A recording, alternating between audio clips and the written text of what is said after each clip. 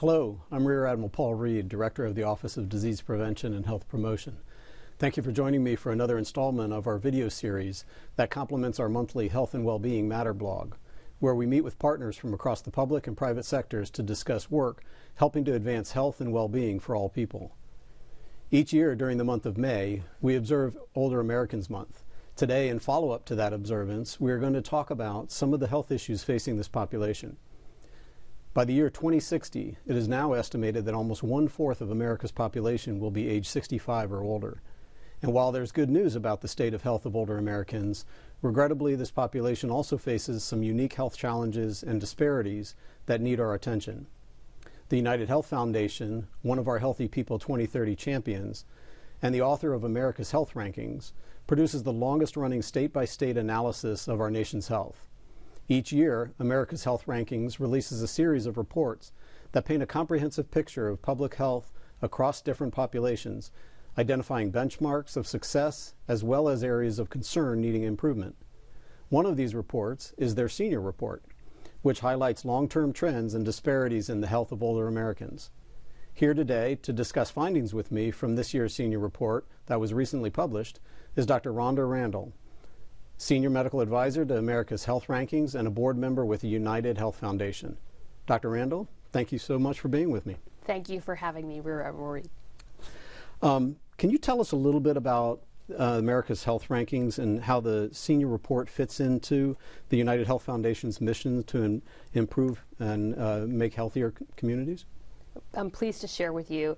At the United Health Foundation, we really view America's Health Rankings as one of the commitments that we have to help people live healthier lives and help the health system work better for everyone.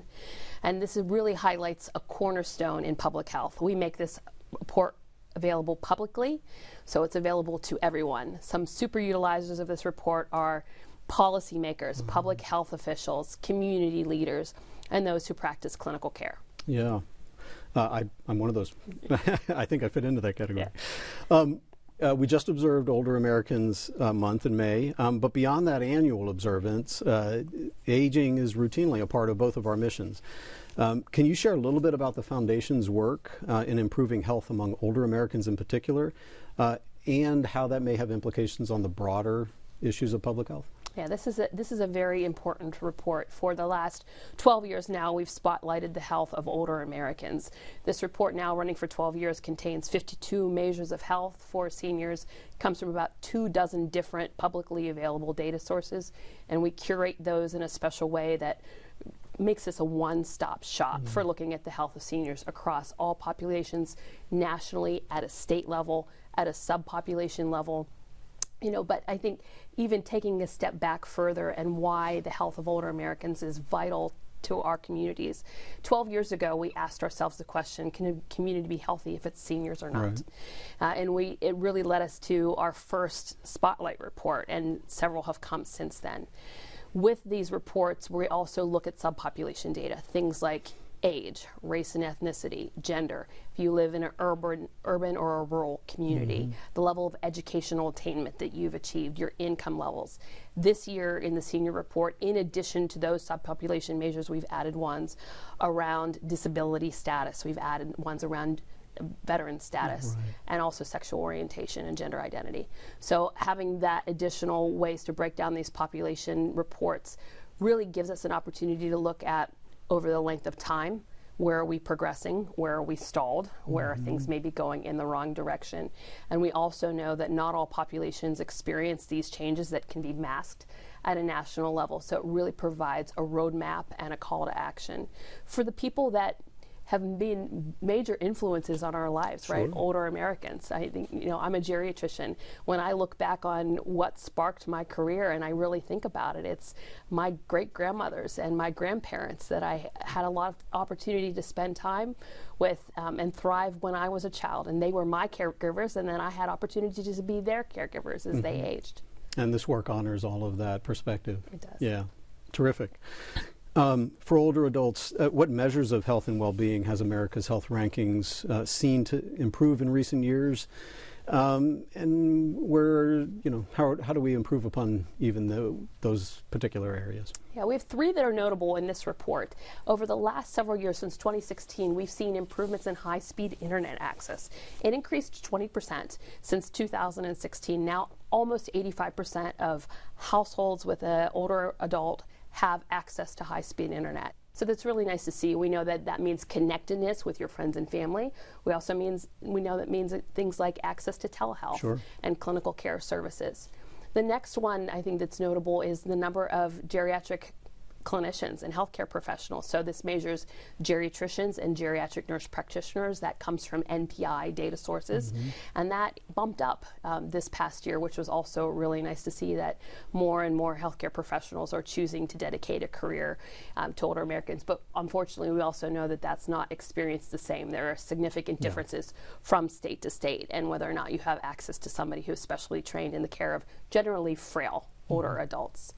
The third thing that we saw improve since the pandemic is the early death rate decline. So we measure premature death in this report as years lost before the age of 75, regardless of the cause. And that did come down since the pandemic ended. But unfortunately, we're still seeing that early premature death rate is higher than pre-pandemic levels, and some of the trends underneath that and what's causing it, chronic diseases, clearly a top one there, but drug deaths among older adults. And when I share this information in this report with many people who aren't involved in geriatrics, they often are surprised to hear that older Americans are also experiencing that increase in, generally these are non-prescription opioid drug deaths. So how do you envision America's health rankings evolving better for health professionals, like you mentioned, but not just for health professionals, policymakers, as you mentioned as well, and then communities as a whole, to improve the overall health and well-being of seniors in particular? And you alluded to it. What is that call to action to help address the health disparities that you more than alluded to? Yeah, I think the first thing is we very much view health comprehensively.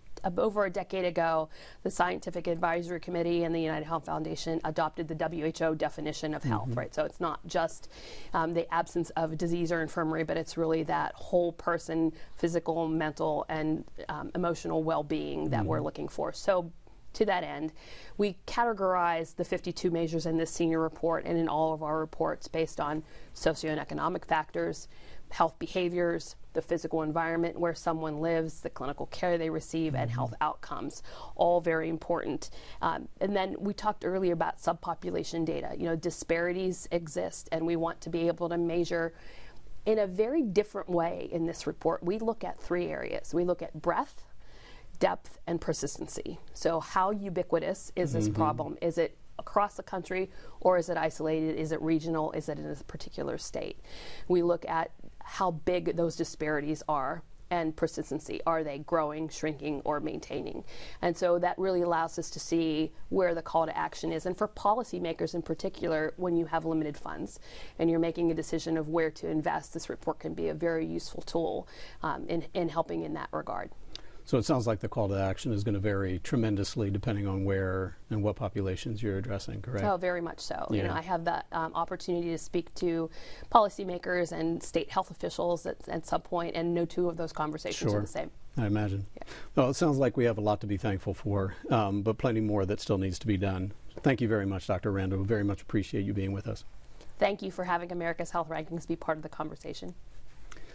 To learn more about our public health objectives related to older Americans, please visit healthypeople.gov. And to read the latest senior report from America's Health Rankings, visit americashealthrankings.org. Produced by the U.S. Department of Health and Human Services.